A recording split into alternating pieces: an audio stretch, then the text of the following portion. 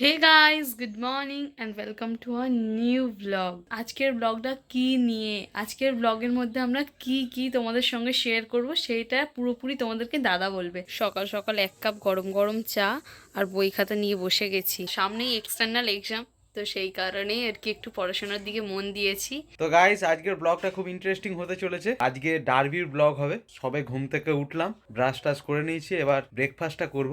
তো গাইস, আজকে খুব এক্সাইটেড আমি। আজকে যাব ডার্বি খেলা দেখতে, মোহনবাগান ইস্টবেঙ্গলের খেলা দেখতে। মোহনবাগান ইস্টবেঙ্গল মানে তো একটা উত্তেজনা তো একটা হয় ম্যাচে। আমি আমার এক্সপিরিয়েন্স তোমাদের সঙ্গে শেয়ার করার চেষ্টা করব। ব্রেকফাস্ট করতে বসে গেছি। তো আজ ব্রেকফাস্টে আছে আলু ভাজা আর মুড়ি।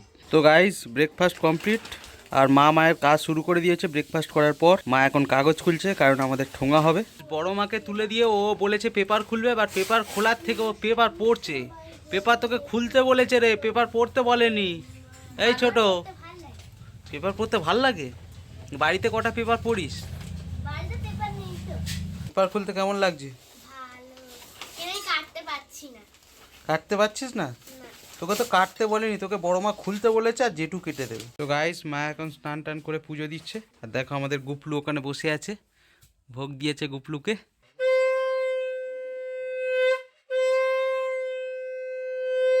মেয়েটার কত কাজ করবে, কত কাজ করাবি মেয়েটাকে দিয়ে। কাগজ খুলছে, আলু ছাড়াচ্ছে।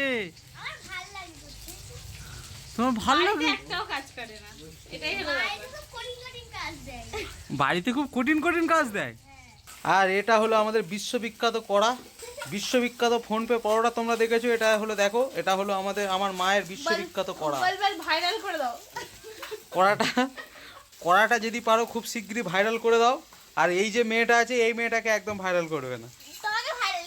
তো গাইস, স্নান টান করে রেডি হয়ে গেছি। তো এবার খাওয়া দাওয়া করবো। লাঞ্চে আছে আজকে ভাত, সর্ষে চিংড়ি, একটা সবজি আর মাছ, ফুলকপি আলু দিয়ে মাছের তরকারি। রেডি হয়ে গেছি আমি পুরো। আর প্রমিত দাঁড়িয়ে আছে রোডে। তো আমি সবসময় লেটটা করি, সবাই বলে। জীবনের ফার্স্ট টাইম ইস্টবেঙ্গল আর মোহনবাগানের খেলা দেখতে যাচ্ছি। তো আমি তো মোহনবাগান ফ্যান। তো এখন থেকেই বলে যাচ্ছি, মোহনবাগান জিতবে, জয় মোহনবাগান। ও খুব বড় মোহনবাগান ফ্যান। জিতবে কে?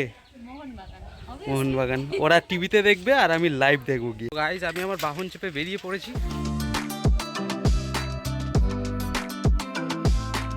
তো গাইজ, আমার পক্ষীরাজটা আমার একটা বন্ধুর বাড়ি রেখে দিয়েছি।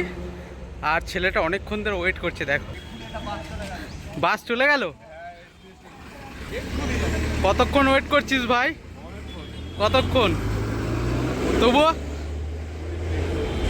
20 মিনিট? মাত্র 20 মিনিট? তাহলে ঠিক আছে ভাই, তাহলে ঠিক আছে।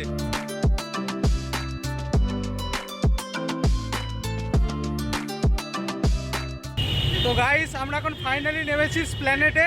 ছুটে ছুটে যাচ্ছি মোহনবাগানের টিকিট তুলতে। সব দোষ নাকি আমার? 3টে সময় যাওয়ার কথা, 4টে সময় বেরিয়েছে। ও ভাই, চল দৌড়া দৌড়া ভাই, দৌড়া। না, আমি দৌড়া ভাই।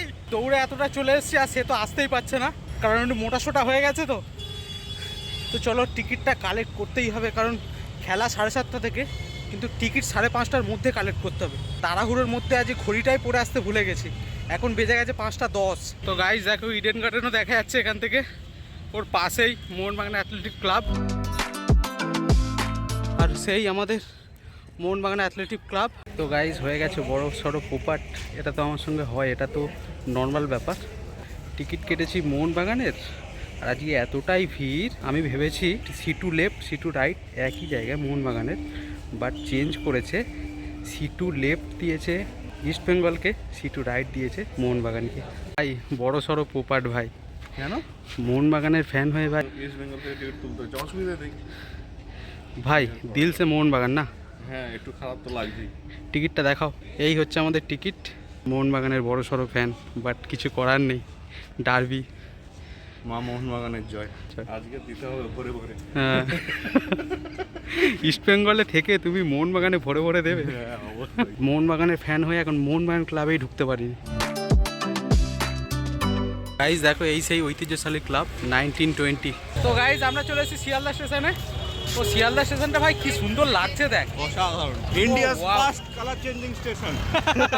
এটা হলো আমাদের গন্তব্যস্থল, শিয়ালদা মেট্রো।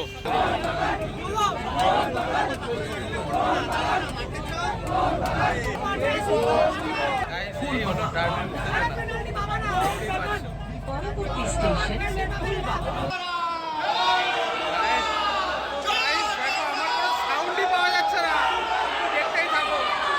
গাইস সিঁড়িতে উঠছি, চলে এসেছি। ইস্ট বেঙ্গলের জায়গায় বসে খেলা দেখতে হবে, মোহনবাগান সমর্থক হয়ে। কিছু করার নেই ভাই, কিছু বল। খুব দুঃখের। তো গাইস আমরা ফাইনালি পৌঁছে গেছি স্টেডিয়ামে।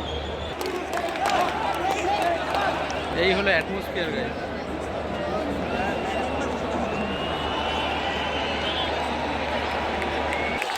টিম প্রস্তুত।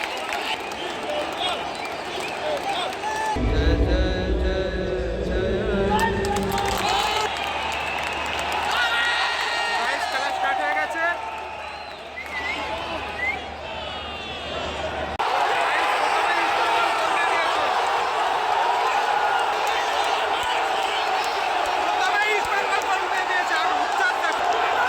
গোল খেয়ে যাওয়ার পর খেলা দেখতে একদমই ইচ্ছা করছিল না। তো একটা পুলিশ কাকুকে বলার পর আমাদের অ্যাটলিস্ট মোহনবাগান স্ট্যান্ডে আমাদের শিফট করে দিয়েছে। তো খেলা দেখার মজাটাই একটা আলাদা হবে, কারণ আমরা মোহনবাগান ফ্যান। আপনাদের এরকম হতে পারে যে হয়তো ভুল করে আপনারা টিকিট কেটে ফেললেন অন্য টিমের হয়ে, কিন্তু আপনি অন্য জায়গায় শিফট করে দিতে হবে অবশ্যই, এখানে প্রশাসনের সাহায্য নিয়ে। চলো মোহনবাগানে যাবো। গাইস ফাইনালি আমরা চলে এসেছি মোহনবাগান স্ট্যান্ডে। নিজেদের ঘরে চলে এসেছি। আমরা অনেক- ভুল করে ঢুকে পড়েছিলাম পাশের পাড়াতে। অনেক যুদ্ধ করার পর চলে এসেছি ফাইনালি মোহনবাগান স্ট্যান্ডে। এবারে মোহনবাগান গোল দেবে। দেবেই। চ চ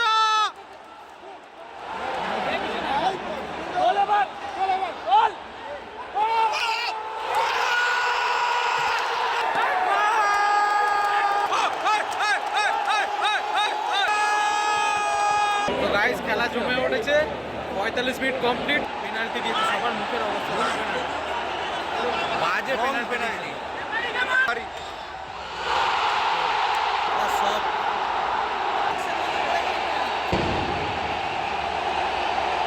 কোনো সেকেন্ড পোস্টে কোনো প্লেয়ার নেই।